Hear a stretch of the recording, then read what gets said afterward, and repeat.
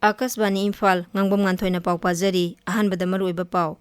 National Space Day Celebration 2024 Manipur da sungasi pangthokli tangai fadana sangba polam sing puba railgari amang asi ayu khongsang railway station gi damak jiribam thadokre lakliba ningthokaba numitagi hawgdoriba sangsad ki nongjume phamda sarkarna disaster management law amend tawba yauna anoba bill taruk puthokani amasung bharatna Inkumjali singani kuntra fawbada dollar billion samanga fawbugi mamal oigadaba electronics ki pochai sanaba pandam thamli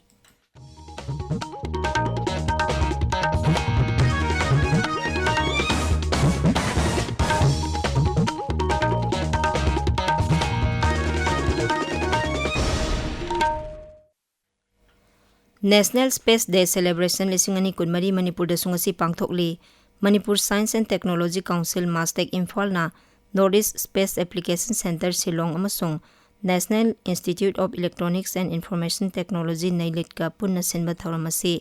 akampat Imphal da leiba nailita Raijagi Science amasung Technology Mantri Thongam Biswajit Singh na hawdokhi numit palan asigi thimdi Touching Lives While Touching the Moon Indian Space Saga haibasini numit asi Chandrayaan 3 Vikram lander na thagi lemaida mai pakna takhiba dubu ningsingduna pangthokpani Thauramasiga mari lenana Indian Space Program gi matangda scientist singna tongan ba hiram singda wa ngangani Raijagi Horticulture amasung Soil Conservation Bibhagna sinba Skilling and Livelihood Program Imphal gi Palace Compound da leiba City Convention Center da Mukhyamantri Nongthomam Biren Singh na hawdokre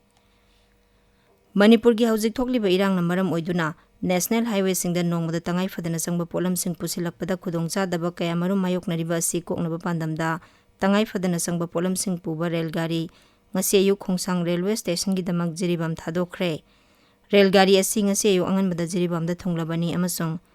numiyungba phawbada khongsangda thunglaba yai hairi daba taret yawba railgari asida hawai alu amadi tilhongna singba tangai fadana sangba polam sing purakli Nagaland gi Rajyapalna Nagaland Municipal Acta Anti-Defection Law yawba ordinance sama thokre The Disqualification on Ground of Defection in Urban Local Bodies Ordinance 2024 Number 2 of 2024 adu tha sigi tara manga da Rajyapalna ayaba pikhibani Urban Local Bodies singda rajniti gi tangdu leitaba phibam lehanaba amasung apunba saktam ngaknabagi pandamda Urban Local Bodies singi members singna defection tawbada disqualification tawbagi sai anaba leramba du kokhalagani ordinance asina hai rajniti dol amada yawba urban local body amagi member amana masana yana dolgi membership oibadagi toklaba natraga mangjauna na ayaba lawdana dolgi pautaki mayokta vote pirabadi member adu disqualify tawgani asigumba thawang asi rajniti dol aduna numitara mangani gi manungda ngakpidrabadi member adu disqualify tawgani adumoinamag dol amana dol amada merge tawduna punsinbagi matangdadi disqualification gi wafam asi kokpinabagi thorangsu ordinance asida yauri marag asida taramari suba Nagaland Vidhan Sabha gi manga suba mifam mathang thagi kuntareta pangthoknaba kaukre Bangladesh ta hawjik oiragliba phibam asigi yanglaga Meghalaya Sarkarna West Jaintia Hills Jilla gi additional SP bu ngamkhai paringda rajya dugi myoising mateng pangnaba nodal officer oina hapkhre Land Port Authority Doki gi executive officer na assistant nodal officer oigani Bangladesh ta sarkar gi thabak sangbada khagliba kota gi sang semdoknaba dabi da hingsa yarokpadagi university sing thingjin khiduna ngarang phawbada Meghalaya gi mahiroi sing yauna mi humphutare rajya du da halakre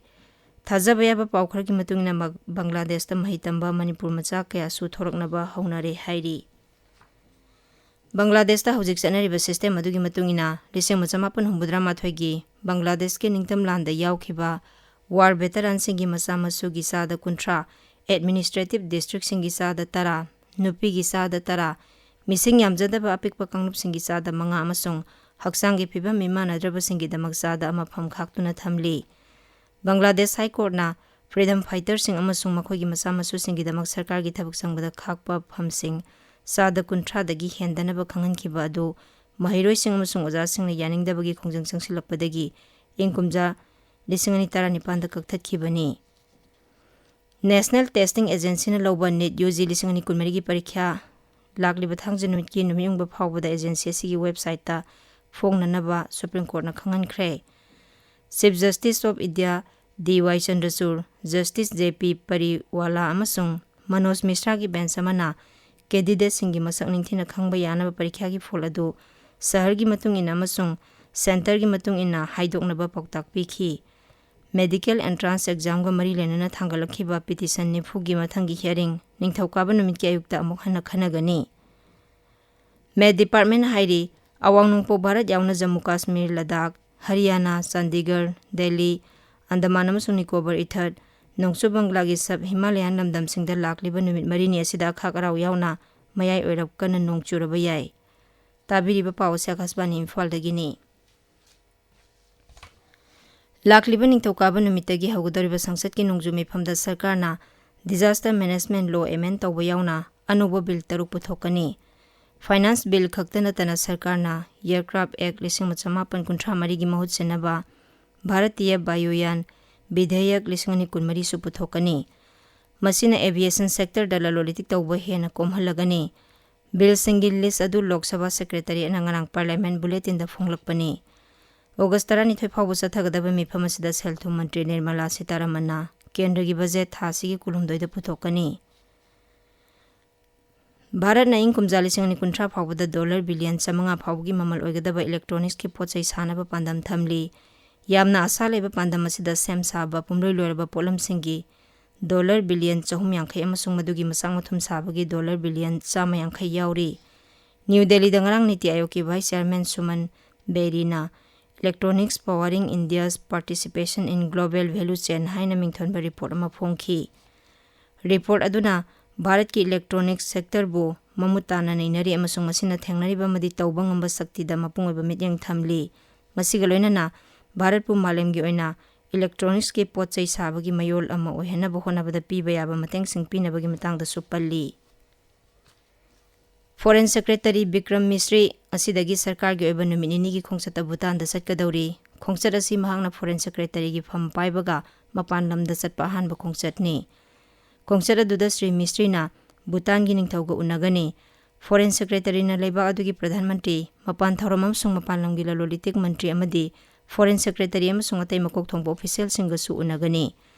Foreign Secretary ani na puna sabapati oiduna India Bhutan Development Cooperation Talks Plan Talks ki mifam pangthokani. Mapan thauram mantraloin hai khongsat asi hanadagi chanarakpa Bharat amasung Bhutan gi marakta sang naina awang bathakta wari sanaba amasung Bharat ki yumlo nabana hana haiba thausiladu gi makhada satpani. Kendra gi Minority Affairs Mantri Kiren Rijiju nangrang New Delhi da Lok Sambardhan Parva hudokre. Lok Sambardhan Parva asi Kendra Sarkar gi numit chamani gi manungda paikhatpa thabak thauram sing amasung mantraloy sina tha asigi 13 tagi 38 phawbada pangthokpa thabak sing uthokpani. Thauram asida leba ki mafam pumna maktagi khutsa haibagi pothok sing Kalam sung Bharat ki ina khulaba Sanskriti pungning thawgutpagi thauram amasu oiri. Thauramdada wangangbada Sri Rijiju na hai Mantraloy asina minority kanglu khudingmaki yaifanaba amasung makhoibu jati gi apunba iselda tilhanaba gi asatpa firep lauri. Micro Small amsung Medium Enterprises ki Mantri Jitan Ram Manji na hairi khunggangi entrepreneur singbu sakti piba haibasina MSME sector mapung phana saukharanabagi pambai oigani. New Delhi da New Skill Development Training Program haudoppagi thauramda Sri Manjina wafam asi phongdokhibani. Aroibada maroiba paw amuhana National Space Day Celebration 19.07 Manipur da sungasi pangthokli. Tangai phadana sangba polam sing puba railgari amang ase ayu khongsang railway station gi damak jiribam thadokre. Lakliba ningthaukaba numitagi haugadoriba sangsat ki nongju mifamda sarkarna Disaster Management Law amend tawba yauna anoba bill taruk puthokani. Amasung Bharat na ingkum jali singani kuntra phawbada $1 billion chamanga phawbagi mamal oigadaba electronics ke pochai sanaba pandam thamli. Paulo Jare.